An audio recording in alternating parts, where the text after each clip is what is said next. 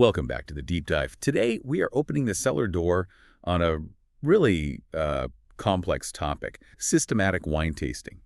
Because wine, at its core, it's like this living document, isn't it? A capsule of time and, well, a true reflection of the space it was grown in. It really is. And for anyone curious enough to maybe go beyond just, enjoying a glass, our mission today is to give you the sommelier's shortcut, so to speak. We're diving deep into the two main ways experts decode a bottle: vertical and horizontal tasting. Oh, I love that framing. So if the wine's the story, the sommelier isn't just handing you the list. You're the historian, the interpreter, Yeah, guiding us through it all. exactly. That's the goal. Our role is really to connect you, the drinker, to the whole narrative.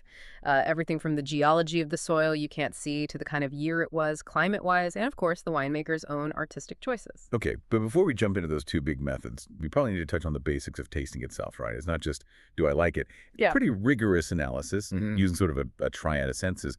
What's that technical foundation look like? Yeah, it's definitely a step-by-step process. First up is the visual analysis. We're looking at the wine's clarity, its color, how deep is it, and the viscosity. The legs or tears running down the glass. That gives you a hint about alcohol.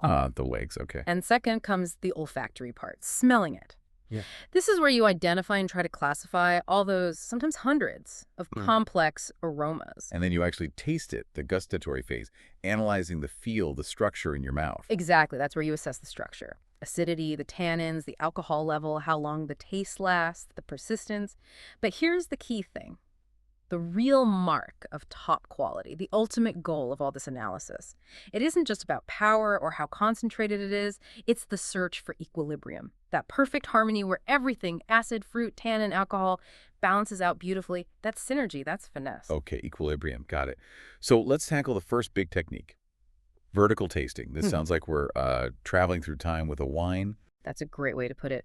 In a vertical tasting, you keep almost everything the same. The producer, the specific vineyard, the region. But you change one crucial thing. The vintage year, the Safra. You're tasting the very same wine label across maybe 5, 10, 20 different years. So the main thing you're isolating here is time, the weather of each year, and how the wine evolved because of it. Right. So if you've got, say, a 15-year lineup in front of you, where do you start? Oldest first, youngest. Good question. Always start with the newest, the youngest. It's a critical rule. Inverse chronological order. Youngest to oldest. Why is that? Well, think about it. If you started with that really old, maybe fragile, delicate wine first, its subtle notes would just get completely wiped out by the power and, frankly, the structure of the younger one right after it. Younger wines, especially reds, often have much punchier acidity, more aggressive tannins. You need to start robust, let your palate adjust, then move towards a more nuanced, complex, older wines. Okay, that makes sense. Protect the delicate ones.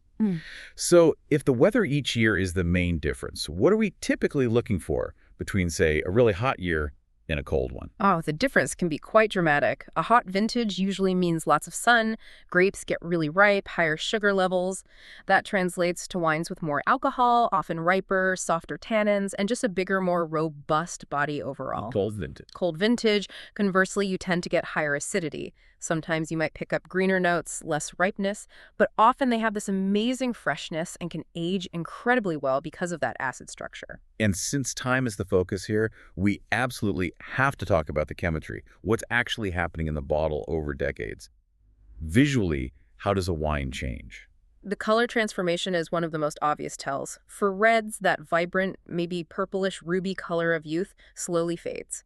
It shifts towards garnet, then eventually gets more brownish tints, developing that classic brick orange edge or halo on the rim as it gets really old. And whites, do they get darker? Whites do the opposite in a way. They start pale, sometimes almost greenish when young, and then they deepen through shades of gold, eventually hitting a rich amber color in really mature examples. It's a sign of controlled oxidation over time. Fascinating. And what about the feel, the texture? You mentioned young tannins can feel adherent, almost grippy, right? So the goal is for that roughness to smooth out. Precisely. That grippy, sometimes drying feeling comes from shorter tannin molecules or chains. Over time, with slow oxygen exposure, these molecules link together. It's called polymerization. Polymerization, okay. Right. The tannin chains get longer, and this literally transforms that rough texture into something much smoother, silky or velvety is how we often describe it. It massively reduces the astringency, which is key to the elegance you find in great mature wines. And that textural change must be linked to the development of those amazing aged aromas, the tertiary ones. Yeah. Absolutely. The aging process is like this slow, controlled alchemy in the bottle. Tiny amounts of oxygen over years act as a catalyst. This is what allows those complex notes to emerge. Things like leather, tobacco leaf, dried mushrooms, forest floor, even notes like tar or licorice in some wines. You know, a perfect example of needing that time, that patience, has to be something like Barolo from Italy. Oh, definitely. Barolo, made from the Nebbiolo grape, is famously intense when young. We're talking massive acidity, really powerful, almost punishing tannins sometimes. A vertical tasting really drives home that without, say, 10, 15, even 20 years, the wine simply hasn't had time to tame those structural extremes. Only then can those classic tertiary smells like tar and dried roses really come forward and define the wine's bouquet. That's a perfect illustration of the time travel aspect. Yeah. Okay, so let's shift gears. We've walked through time. Now let's map out the geography with the second main technique, horizontal tasting. Right. So if vertical is the history book for one wine, horizontal tasting is like a geographical survey from a single moment in time. Here, the vintage year is the constant. You're tasting different wines, but all from the same year. They might be from different producers within the same region, or different regions entirely, maybe even different styles using the same grape. It gives you this amazing comparative snapshot, like an X-ray, of how one specific harvest year expressed itself across different places and winemaking philosophies. So the variables here are really the place, the terroir, and the winemaker's specific choices. How do you line these up? What's the tasting order? For horizontal, it's all about managing your palate. It's based on the wine's weight and structure generally. You always want to go from the lightest bodied wine to the fullest bodied, and also from driest to sweetest, if sweetness is a factor. It's just a logical sequence to make sure the lighter wines aren't overshadowed, so you can clearly pick out the differences between each one without your palate getting tired or skewed. Okay, let's focus on one of those variables, terroir. How much difference does the actual soil make? Can you taste that in a horizontal comparison? Oh, terroir is huge. It's fundamental. Let's say you're comparing wines from the same grape, same vintage. If one was grown in, say, chalky or limestone soil, you'll often find more finesse, a real sense of minerality, maybe higher acidity, a tighter feel. Compare that to the same grape grown on clay soil. Clay holds more water, has different nutrients. It typically gives wines more body, more weight, a broader structure. You can often feel that difference side by side. But I imagine the winemaker's decisions, the vinification choices, must create some of the most dramatic differences you see in a horizontal tasting. Absolutely monumental impact. Think about Chardonnay, okay? Take two Chardonnays, both from the 2022 vintage. Producer A decides to ferment theirs entirely in stainless steel tanks, keeping it cool. That wine is likely going to be bright, fresh, maybe taste like green apples, citrus, very mineral-driven. Producer B takes a 2022 Chardonnay, ferments it in new oak barrels, maybe stirs the lees, allows malolactic conversion. The process that turns the sharp malic acid, like in apples, into softer lactic acid, like in milk. Exactly. That wine is going to be completely different. Buttery, vanilla notes from the oak, rounder, creamier texture, same grape, same year, radically different wines purely because of the winemaker's hand. Wow. Okay, to make this really concrete, what's a good grape someone listening could try comparing horizontally, maybe from a recent year? Sauvignon Blanc is a fantastic one for this. Try to find a few from a recent vintage, maybe 2024 when it becomes available, or 2023. A horizontal flight would let you directly contrast, say, the classic style from the Loire Valley in France, Sancerre or Pouilly-Fumé, which is often quite herbaceous, flinty, mineral, maybe gooseberry. Compare that directly against a Sauvignon Blanc from Marlborough, New Zealand from the same year. Those are famous for being much more pungent, really intense tropical fruit notes like passion fruit, sometimes quite grassy. You're literally tasting the difference in geography and winemaking culture, all filtered through one harvest year. That really brings it home. Now, all this comparison, whether it's across time or space, it relies on having a shared language, right? Which brings us back to decoding the aromas. This seems like the key understanding the aroma hierarchy. This is where you give us the decoder ring for what we're smelling. Yes, exactly. It helps enormously to classify aromas into three basic categories based on where they come from. First, you have the primary aromas. These are the smells inherent to the grape variety itself and, to some extent, the terroir where it grew. Think classic examples: blackcurrant or cassis in Cabernet Sauvignon, cherry in Pinot Noir, Maybe that characteristic bell pepper or slightly minty note you can get in Cabernet Franc, especially from cooler spots. Okay, primary is the grape. What's second? Second are the secondary aromas. These come directly from the winemaking process itself, specifically from fermentation and any choices made around aging vessels, especially oak. This is where you get those notes of vanilla, toast, baking spices, coconut, maybe smokiness. Those all usually point to oak barrels. And if a wine, like champagne or some white wines, is aged on its lees, the dead yeast cells, you can get these other secondary notes like brioche, biscuit, or a kind of savory, yeasty complexity. That's called autolysis. Right. And then finally, the really complex ones that only show up later, Right. the tertiary aromas. Exactly. These develop purely through maturation, through aging, usually in the bottle, thanks to that slow, controlled oxidation we talked about. They only emerge with time.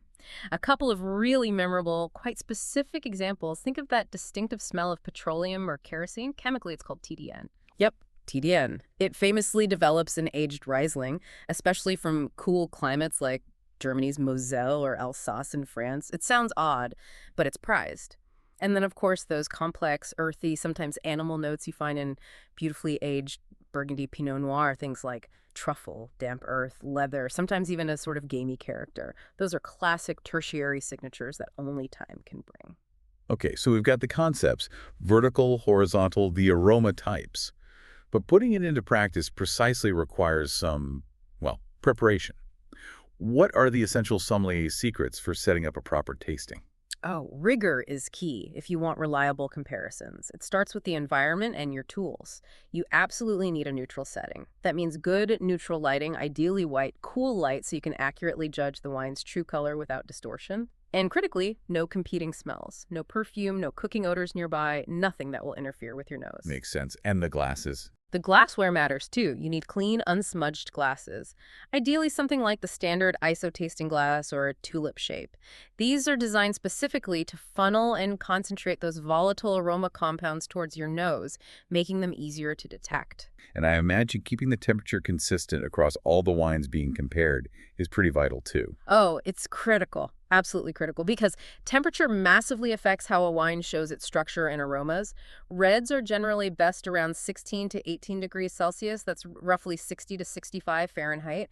Whites, cooler, maybe 8 to 12 Celsius, which is more like 46 to 54 Fahrenheit. What happens if the temperature's off? Serve a red too cold, and its tannins can seem really harsh, aggressive, and the fruit muted. Serve a white too warm, and it can taste flabby, dull. The acidity seems lower. Consistency is paramount, so you're actually comparing the wines themselves, not how well they were chilled or warmed. Right. Okay, last practical point. The great decanting debate. This feels like a moment where the sommelier makes a key decision, and it connects right back to both vertical and horizontal styles, doesn't it? It absolutely does, and the why you're decanting dictates how you do it. It's not just for show. For old wines, let's say anything over 10, maybe 15 years old, you generally decant very carefully, very gently. Why gently? The main goal there is simply to separate the wine from its natural sediment that's formed over time. You don't want to splash it around and introduce lots of oxygen. A fragile, mature wine can actually fall apart, disintegrate aromatically if you aerate it too much. You risk losing those beautiful, delicate tertiary notes.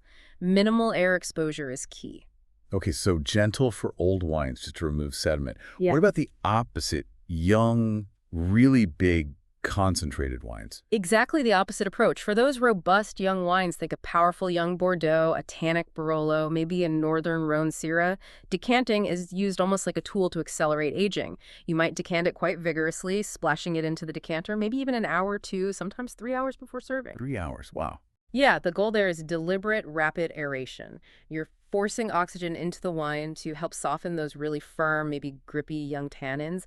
And importantly, to encourage the complex primary and secondary aromas, which might be quite closed or tight initially, to open up and fully express themselves. You're essentially using air to unlock a wine that's not ready yet. That is such a crucial distinction. Right. It really makes decanting seem less like just a ritual and more like a precise technical choice based on the wine's age and style. It absolutely is a very intentional maneuver. Okay, so as we start to wrap this up, we've really mapped out these two fundamental pillars for gaining deeper wine knowledge. We've got vertical tasting, which explores time, evolution, how a wine peaks. And then horizontal tasting, which gives us that vivid snapshot of space, of stylistic choices, of regional differences within a single year. And, practicing both of these systematically over time, that's truly how you build up a reliable internal sensory library in your mind. So we'll leave you, the listener, with maybe a provocative thought to mull over next time you open something interesting. Which element ultimately leaves the bigger fingerprint on a truly great wine? Is it the enduring character of the terroir, the place, which you track vertically across the years? Or is it the impact of the winemaker's decisions and the regional style, which you compare horizontally in one specific year? And maybe a practical way to feel that difference, try setting up a simple Tempranillo horizontal yourself. Find two bottles from the same recent year, say 2018 or 2019. Get one from Rioja, which often has that softer feel, maybe notes of vanilla from American oak influence, and compare it directly against one from Ribera del Duero from the same vintage.